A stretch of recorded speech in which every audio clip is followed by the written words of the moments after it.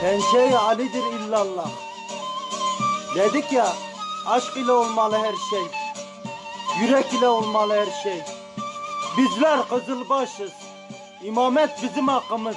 Yezid'in değil. Karanlığa ışık tutma zamanı. Yiğitler uyanacak. Mehdi sahip zaman. Tabi özünüzde görürseniz. Biz pirimizin yolunu gözleriz.